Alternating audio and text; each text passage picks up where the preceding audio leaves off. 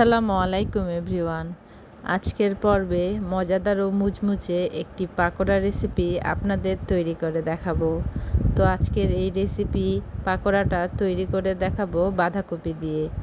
আপনারা অনেকেই হয়তো বাসায় এটি তৈরি করে থাকেন, আর আমি আজকে যেভাবে তৈরি করব আপনারা এভাবে তৈরি করলে দেখবেন এই পাকোড়াটা অনেক সময় পর্যন্ত মুচমুচে ও ক্রিস্পি থাকবে। আমি এখানে একটি বাঁধাকপির অর্ধেক চিকন করে কেটে ধুয়ে নিয়েছি। তাতে একটু লবণ দিয়ে বাঁধাকপিগুলো লবণের সাথে ভালো করে মেখে নিচ্ছি। মেখে নিয়ে 10 মিনিটের জন্য রেখে দিব। 10 মিনিট পর ফিরে আসলাম। দেখুন আমার বাঁধাকপি থেকে কতটা পানি বের হয়ে গিয়েছে। এবারে হাত দিয়ে ভালো করে চেপে চেপে পানিগুলো ফেলে দিব। ভালো করে চাপতে হবে যাতে করে একটুও পানি না থাকে। এ পর্যায়ে আমি আর পানি ব্যবহার করব না।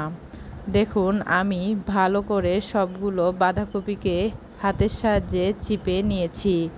এবারে এখানে 2টি মিডিয়াম সাইজের পেঁয়াজ কুচি ও 3-4টি কাঁচামরিচ কুচি, জিরা গুঁড়ো হাফ চা চামচ, হলুদ গুঁড়ো হাফ চা চামচ, একটু লবণ দিয়ে দিলাম।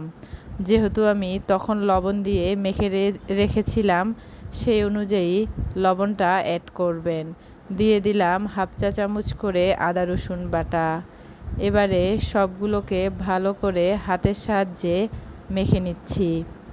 মেখে নেওয়া হয়ে গেলে এ পর্যায়ে আমি দিয়ে দিচ্ছি 2 চা চামচ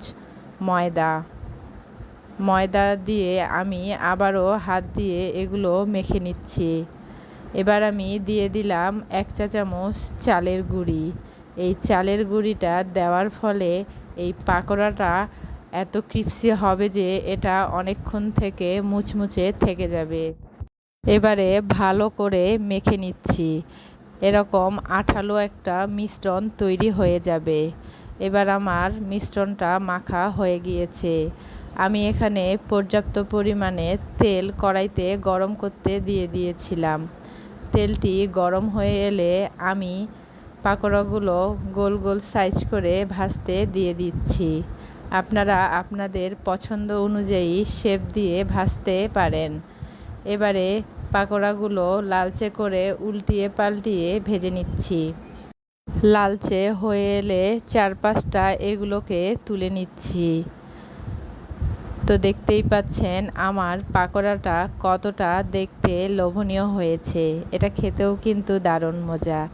আশা করছি আজকের আমার এই রেসিপিটি আপনাদের কাছে ভালো লাগবে। আজকের মতো আল্লাহ হাফেজ।